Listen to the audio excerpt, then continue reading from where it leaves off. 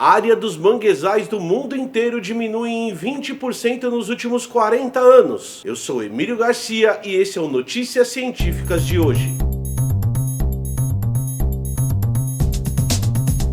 Gostaria de dizer para vocês que finalmente o Babalogia tem um programa de membros. Então se você quiser apoiar o nosso projeto de divulgação científica e se você quiser que a gente faça vídeos cada vez melhores e cada vez mais frequentes, é só você clicar no link que está aqui embaixo e se tornar um membro apoiador do nosso trabalho. O nosso programa de membros dá algumas recompensas. Você pode aparecer tanto no final dos nossos vídeos como um apoiador, participar do nosso grupo do Telegram, nos ajudar votando nos temas dos próximos vídeos e você pode receber um vídeo exclusivo nosso respondendo qualquer dúvida que você tenha. Fazendo isso você consegue apoiar o Babalogia diretamente e nós vamos conseguir crescer cada vez mais. Manguezais são ecossistemas costeiros de transição entre o ambiente terrestre e o ambiente aquático.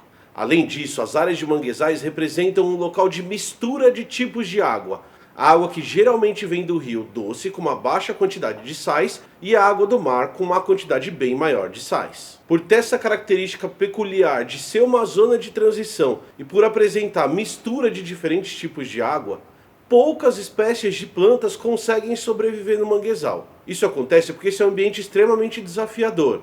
Quando a maré está baixa, a salinidade diminui porque o mar recua e a água que está em maior quantidade é a água do rio. Quando a maré sobe, o mar invade o manguezal, subindo drasticamente a salinidade. Se não bastasse a grande quantidade de sal, que já representa uma dificuldade para as plantas, essa variação na concentração de sal também é um problema de adaptação desses organismos a esse ambiente. Por ter essas características, o manguezal é extremamente seletivo para os organismos que conseguem sobreviver lá, principalmente as plantas. E nós temos basicamente 3 espécies de árvores que compõem os manguezais: as rizóforas ou mangue vermelho, as lagunculárias ou mangue branco e as avicenas ou mangue preto.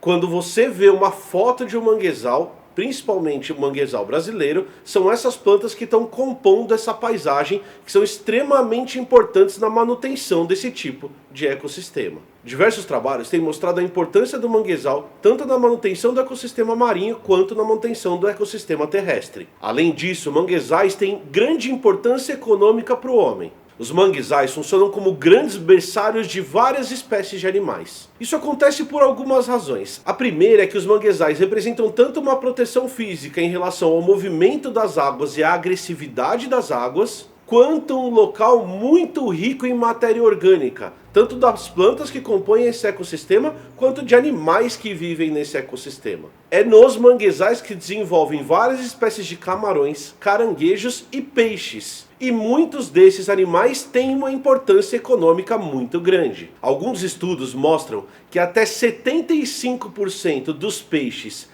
que servem de alimento para o homem se desenvolvem ou têm parte do seu desenvolvimento em manguezais. E olha que nós nem estamos falando dos organismos que vivem no manguezal, das bactérias que dependem desse ambiente, dos organismos que se desenvolvem em madeira podre dentro desse ambiente, dos insetos que comem suas folhas, dos polinizadores que polinizam suas flores. Essas espécies que eu falei, que compõem os 75%, são espécies que passam parte da vida lá e vão se desenvolver em outros lugares. Os manguezais também garantem que a água que vai do rio para o mar e, quando o mar sobe do mar para o rio, esteja limpa, não contaminando esses dois ambientes. O sistema de raízes do manguezal funciona como um filtro biológico que impede, por exemplo, que grande quantidade de compostos nitrogenados que vêm do rio cheguem ao mar. Uma vez que esse ecossistema seja retirado e não esteja lá, esses nitratos podem atingir o ambiente marinho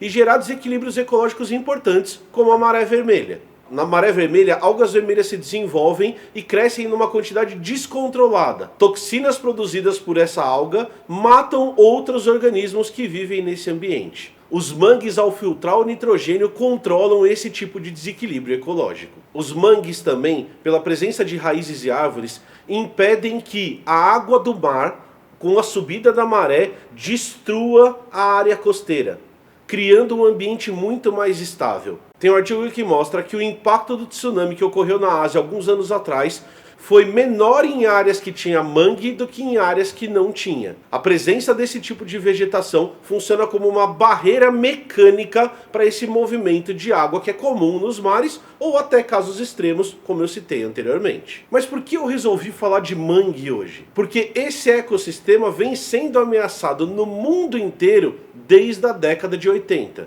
50% dos mangues do mundo estão localizados em 5 países: Austrália, Indonésia, México, Nigéria e Brasil. E nos últimos 40 anos, desde quando a gente começou a medir os manguezais, a área dos mangues foi diminuída em 20% do que ela era originalmente. E vocês conseguem perceber, a partir do que eu expliquei dos mangues até agora, o impacto que isso pode ter, tanto ambiental quanto econômico. Se grande parte dos peixes que a gente come se desenvolvem no mangue, se eu destruir o mangue, eu vou ter problemas ambientais muito severos. Baseado nessa importância do mangue, o Brasil criou uma legislação ambiental que protegia esse tipo de ecossistema. Se nós voltarmos para a sustentabilidade que eu falei no vídeo da semana passada sobre o Pantanal, que está marcado aqui no card, nós devemos proteger os mangues porque eles são extremamente importantes, exercendo seu papel ecológico e papel para o ser humano. A ideia não é conservar o mangue, não é usar de maneira consciente, é preservar o mangue, porque ele vale economicamente, financeiramente, muito mais existindo do que se ele não existir. Se nós destruirmos os nossos mangues, nós vamos afetar diretamente a nossa capacidade de pesca, por exemplo. Ou nós vamos ter uma grande erosão nas áreas em que o mangue não existe. Ou a água vai ser prejudicada, tanto dos rios quanto dos mares. A nossa legislação, então, era uma legislação que protegia o ecossistema, protegia nós brasileiros e garantia dinheiro pra gente e comida pra gente no futuro. Só que essa legislação funcionou até ontem. Ontem foram revogadas no CONAMA, o Conselho Nacional do Meio Ambiente, resoluções que protegiam esse tipo de ambiente. Essa resolução que foi revogada garantia que da costa até 300 metros era constituída uma área de proteção permanente.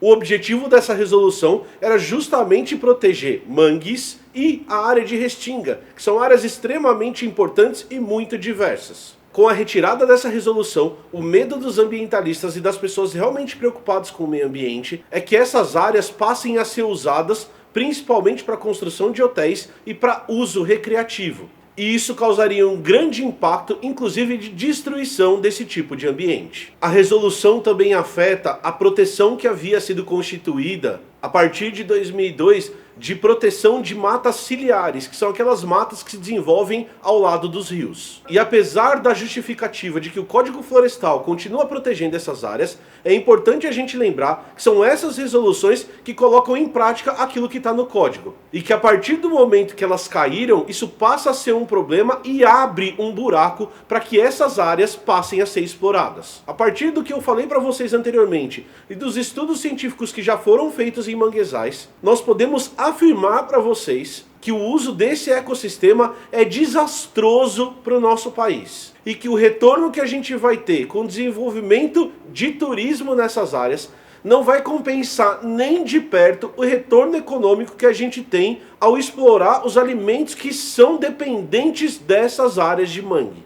Nós já exercemos uma pressão gigante nos nossos estoques pesqueiros. E se a gente destruir os seus berçários, a quantidade de peixes que a gente consegue pescar vai diminuir ainda mais e isso vai impactar tanto o nosso bolso quanto o nosso almoço. Nós, como sociedade, temos a obrigação de lutar pelo que é nosso, como eu disse semana passada. Então o que eu peço para vocês é que vocês exerçam o seu direito de cidadão e pressionem os nossos governos municipais, estaduais e federais a proteger aquilo que nos pertence, a proteger aquele ambiente que garante a nossa qualidade de vida. É isso, se você gostou do vídeo de hoje, pega o link que está aqui em cima e manda para todo mundo do seu WhatsApp. Vamos criar uma corrente de proteção ambiental aqui no Brasil. Além disso, segue o Blabologia no Instagram. Nós estamos fazendo postagens muito legais lá todos os dias. O Instagram do Blabologia vai estar fixado no primeiro comentário. Não esquece de se inscrever no canal e de deixar o seu like. Até a próxima.